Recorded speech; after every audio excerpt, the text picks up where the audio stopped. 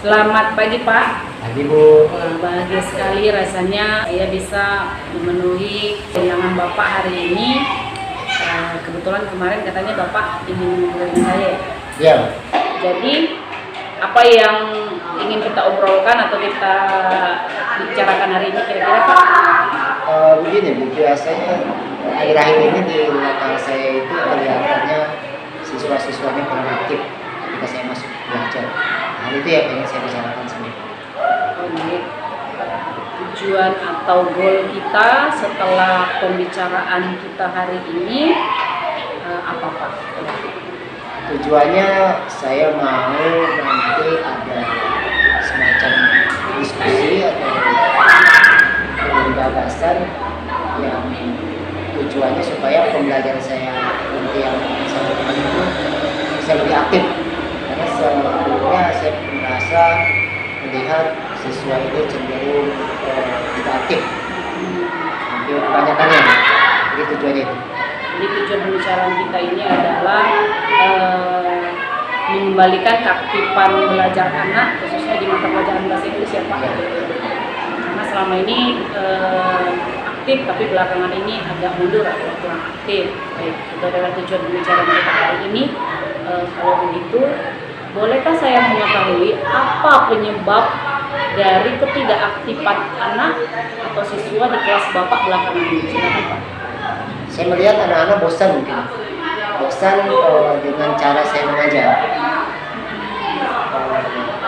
Saya akui bahwasanya selama ini, akhir-akhir ini belajarnya saya selalu menggunakan metode yang sama. Jadi polanya sama. Polanya ceramah, menjelaskan, memberikan materi pelajaran, kasih tugas, selesai. Itu menjadi alasan yang saya nilai atau yang saya ketahui sehingga anak-anak kurang aktif akhir-akhir ini. Itu berarti dari metode ya Pak ya, dari metode. Kemudian untuk media pembelajaran sendiri bagaimana Pak di kelas? Ya, media yang saya gunakan akhir-akhir ini keseringannya cuma teks pembelajaran sama kamus. Teks dan kamus ya.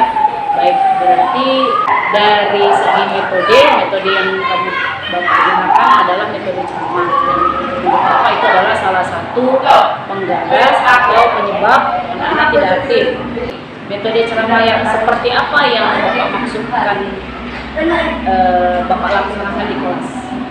Saya biasanya ketika masuk langsung menjelaskan materi pembelajaran, memberi beberapa contoh, setelah itu kasih anak-anak tugas sesuai materi yang saya jelaskan, selesai. Itu biasanya seperti itu selama akhir ini. Dan polanya begitu terus? Ya, polanya begitu terus di beberapa pertemuan terakhir. Ya, Pak. Kalau begitu Pak, terkait dengan penggunaan media tadi, apa alasan Bapak tidak menggunakan media yang bervariasi? Karena kan tadi Bapak bilang media yang paling sering Bapak gunakan belakangan ini adalah menggunakan buku paket. Saya kadang-kadang timbul rasa malas dari dalam hati ini untuk menyiapkan, dan kadang-kadang ada beberapa kegiatan yang di luar atau bisa mengganggu jadwal pembelajaran sehingga waktu untuk menyiapkan hal itu tidak sempat. Menurut saya itu sih yang paling dominan alasannya. Kemudian untuk posisi duduk anak atau posisi belajar anak sendiri Pak di kelas Bapak untuk belakangan ini bagaimana Pak? Saya beberapa pertemuan terakhir ketika masuk hampir semua pertemuan itu tidak merubah posisi anak. Kalau anak duduknya dari awal saya masuk di depan ya sampai akhir pembelajaran begitulah, tidak saya rubah pertemuan beberapa terakhir ini.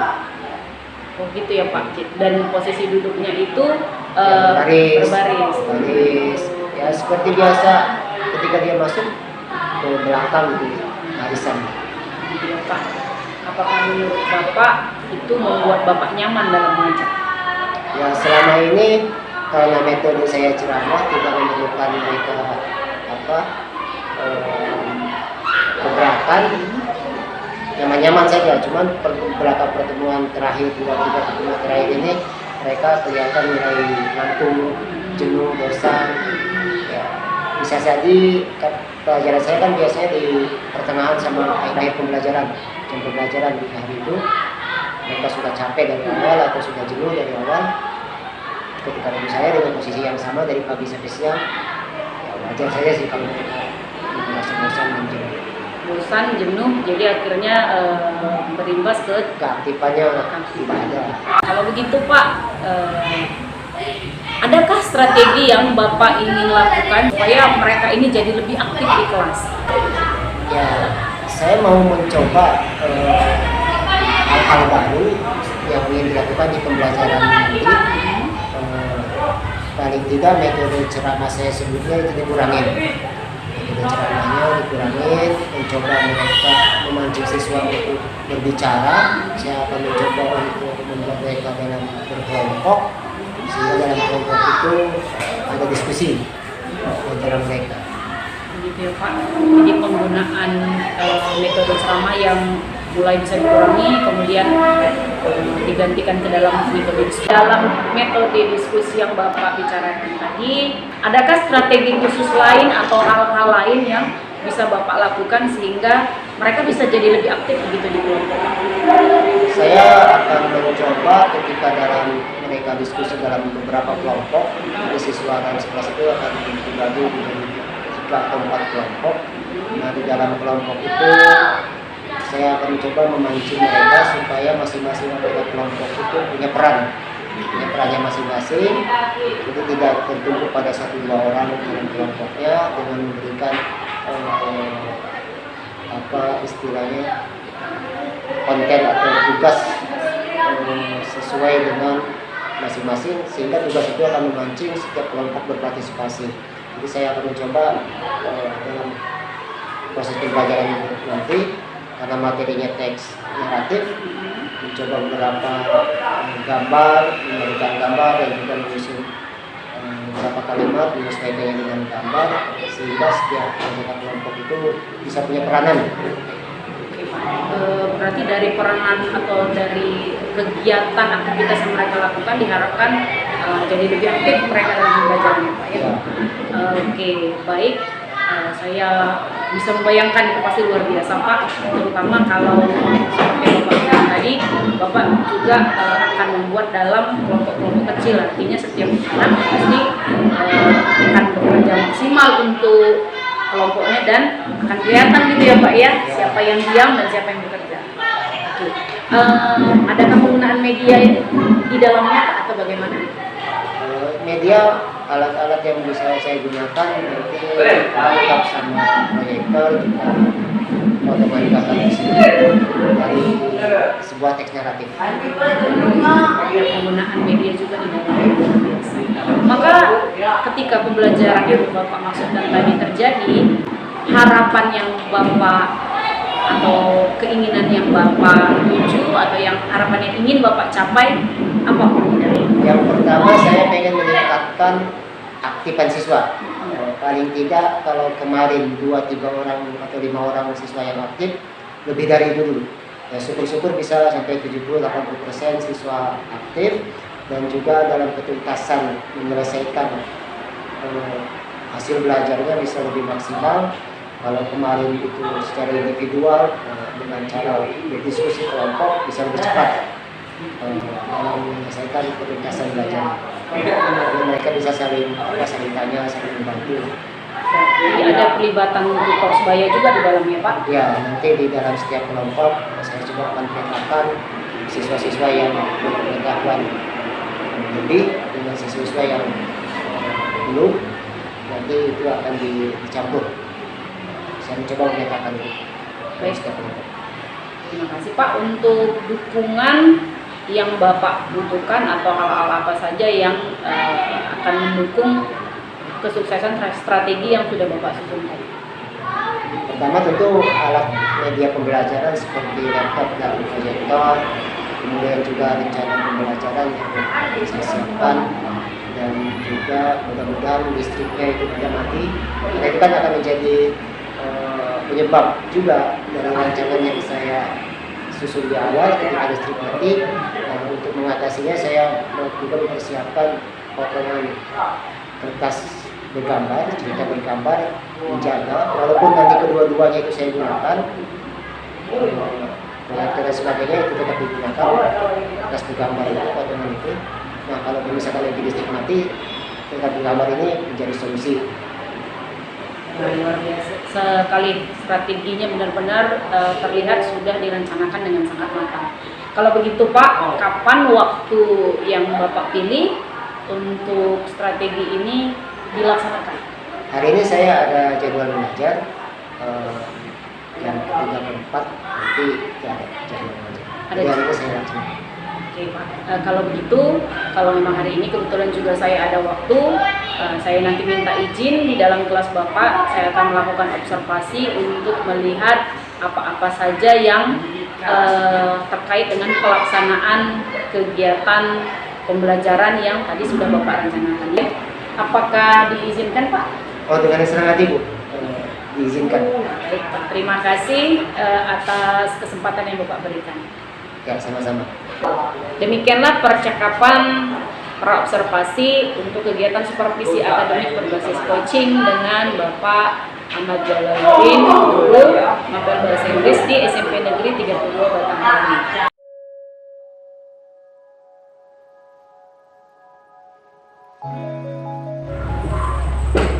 Selamat pagi. Pagi. Izin Pak, saya duduk. Oke. Last meeting, we study about this picture. Look at this picture. Do you still remember? Masih ingat? Ingat. Tentang apa? Tentang apa? Lamp. Magic. Magic lamp. Apa lagi? Ya, karpet terbang. Terus apa lagi? Cewek ya? Ya. Ini bahan-bahan yang telah diketahui tentang cerita Aladin. Yang pertama tokohnya tentu ada Aladin, jin, dan juga di situ ada magic lamp. Nah, sekarang saya punya beberapa potongan gambar dan juga sentences, kalimat yang tidak acak, hanya tidak urut, acak. Nah, tugasnya adalah kalimat itu. Ya.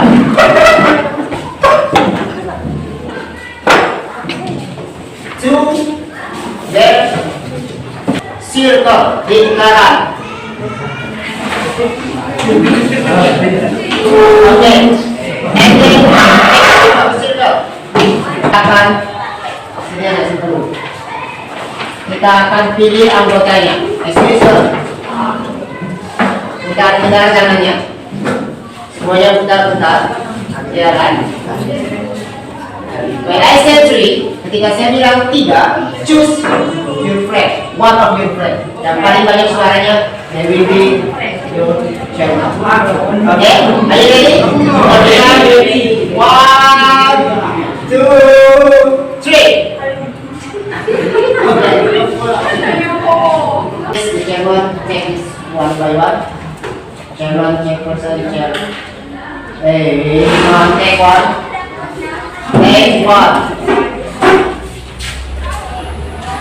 You want. And is open. Count it. The first one is count the picture. Yang pertama lakukan silakan hitung dulu gambarnya berapa. And then the sentences. Kemudian kalimatnya dihitung. Ya, mulai bagi-bagi 5 kelompoknya.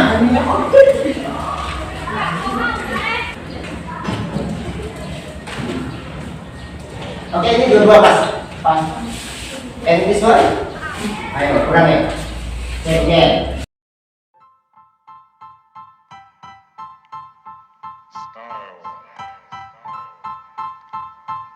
Style is the answer to everything. A fresh way to approach a dull or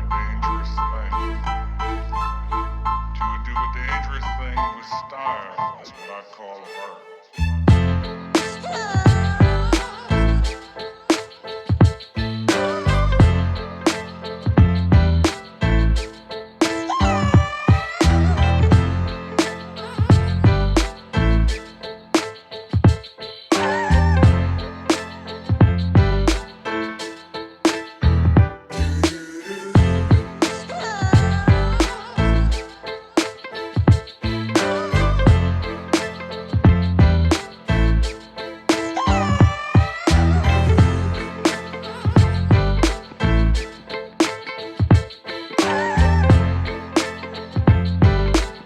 Okay, please welcome group 2.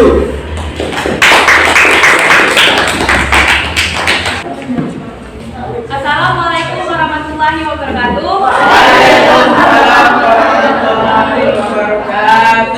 Hello my friend, kami dari kelompok 2 ingin menampilkan hasil diskusi kami. One day a wizard come to Aladdin.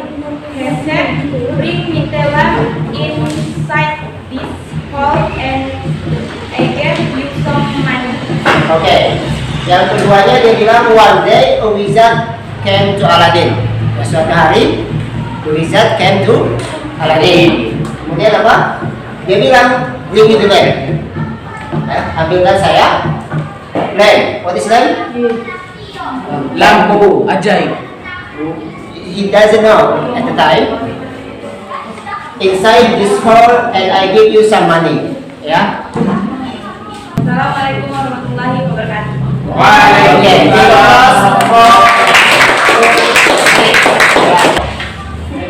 ada pertanyaan tentang cerita Aladdin? Ya, jadi Aladdin itu from the rich and from the poor to be a rich man. Menjadi orang yang kaya. Gara-gara apa? Jin. Magic lamp. Genie. Jin. Okay. So what is the moral value from the story dari Aladdin? Kira-kira apa? Menurut Anda nilai moral dari cerita Aladdin apa? Oke. Nah untuk moral value-nya kita akan bahas di pertemuan selanjutnya. Oke, I think enough here. And thank you for your time, your cooperation. See you next meeting. Assalamualaikum warahmatullahi wabarakatuh.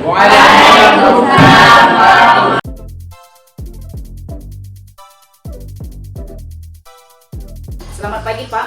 Pagi Bu. Ya, senang rasanya hari ini kita sudah sampai di tahap pasca observasi. Setelah kemarin kita mengikuti kegiatan pra observasi dan observasi. Jadi hari ini tujuan kita ngobrol-ngobrol Pak adalah saya ingin menggali informasi tentang pengalaman yang Bapak dapatkan pada saat pra observasi dan saat observasi. Saya minta izin sebentar untuk ngobrol ya Pak ya. Ya. Baik, ada beberapa hal yang ingin saya tanyakan. Yang pertama Pak, terkait kegiatan pelaksanaan pembelajaran di kelas kemarin, apa saja ya dari kegiatan tersebut, apa saja yang menurut Bapak sudah berhasil Bapak laksanakan? Proses pembelajaran yang kemarin saya lakukan, yang saya anggap sudah berhasil, yang pertama pembelajaran dilakukan sesuai dengan rencana yang saya telah susun. Kemudian dalam rencana itu ada aktivitas siswa membentuk kelompok dan itu berjalan sesuai dengan rencana seperti yang diharapkan. Untuk penggunaan media, kira-kira? Ya, penggunaan media juga saya pikir sudah berhasil membantu siswa untuk memahami konsep pembelajaran yang saya berikan dari semua media yang saya pakai kemarin. Apa yang belum tercapai dari perencanaan yang kita laksanakan di masa praobservasi dan pada saat pelaksanaannya di kelas? Silakan Pak. Untuk yang belum berhasil dari proses pembelajaran kemarin itu, menurut saya yang pertama ketuntasan siswa. Itu tidak semuanya bisa menyelesaikan hasil akhir dari tugas pembelajaran itu. Ada 2-3 orang siswa yang terlambat, tidak mempunyai cukup waktu untuk menyelesaikan tugas belajarnya, dan juga refleksi terlewatkan. Jadi tidak ada sempat waktu untuk refleksi di proses pembelajaran kemarin. Baik, saya ulangi Pak, berarti ada yang tidak tuntas hasil belajarnya, kemudian refleksi juga belum sempat dilakukan kemarin ya Pak? Ya. Baik, itu juga yang kemarin saya lihat sewaktu proses pembelajaran Bapak laksanakan. Maka di pembelajaran selanjutnya, apakah yang belum dicapai ini ingin diperbaiki? Ya, tentu saja jika seandainya saya harus mengulang proses pembelajaran kemarin, ada beberapa hal yang ingin saya perbaikin. Yang pertama, tentunya yang menjadi prioritas terhadap siswa yang belum tuntas kemarin. Saya akan mencoba menyusun ulang rencana pembelajarannya menyesuaikan dengan gaya belajarnya. Sebelum menyusun itu, saya akan coba menanyakan ke teman sejawat gaya belajar apa sih yang cenderung dikuasai atau digunakan oleh siswa yang belum tuntas kemarin. Kalau misalkan dia nanti diketahui gaya belajarnya visual, saya kalau di auditori mungkin bisa nanti diskusi melalui voice note di HP. Kalau nanti misalkan ada siswa yang pembelajaran bergaya kinestetik, saya akan mencoba mendesain rancangan pembelajaran yang membuat mereka bisa bergerak untuk menyesuaikannya, untuk menyelesaikan tugas dari pembelajaran itu. Berarti intinya Bapak akan menyesuaikan pembelajaran sesuai gaya belajar anak ya. Oke. Kapan ya rencana pembelajaran yang Bapak ungkapkan tadi akan Bapak laksanakan? Saya mengikuti jadwal mengajar saya minggu depan. Minggu depan kebetulan di lokal yang sama saya mengajar. Minggu depan di lokal yang sama berarti secepatnya ya Pak ya? Ya, ada waktu 1 minggu untuk memperbaiki PPT-nya. Terkait alat atau bahan, adakah yang khusus yang Bapak siapkan sebagai strategi untuk memperbaiki pembelajaran yang kemarin? Ya, ada tambahan menyesuaikan dengan gaya belajar siswa yang belum tuntas kemarin. Mungkin saya menyiapkan beberapa link video tentang materi pembelajaran, dan juga nanti saya mencoba untuk men-share dulu atau membagikan materi pembelajaran sebelum hari H pembelajaran itu, sehingga bagi siswa yang belum tuntas kemarin ada waktu lebih awal untuk bisa memahami materi yang kami sampaikan. Itu ya Pak, untuk aktor atau siapa-siapa saja yang terlibat dalam kegiatan yang akan Bapak laksanakan minggu depan? Saya akan mencoba untuk melibatkan siswa juga itu sendiri, meminta terutama menanyakan gaya belajar yang dia sukain, dan juga menanyakan beberapa rekan sejawat guru yang lain, mengajar mata pelajaran lain.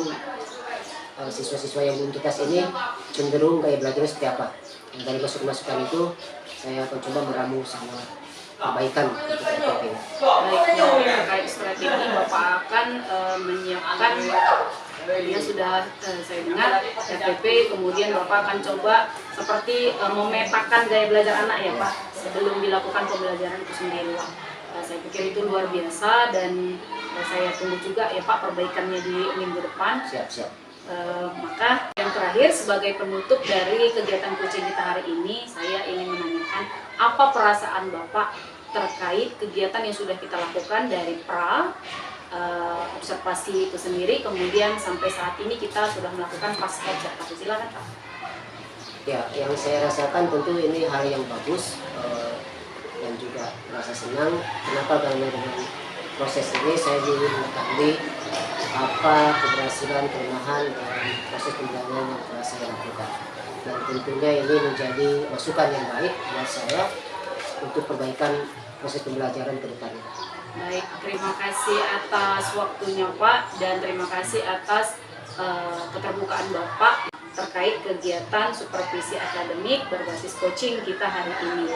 Sekian percakapan pasca observasi untuk menutup kegiatan supervisi akademik kita. Sampai ketemu di lain waktu ya Pak ya. Oke, siap. Terima kasih.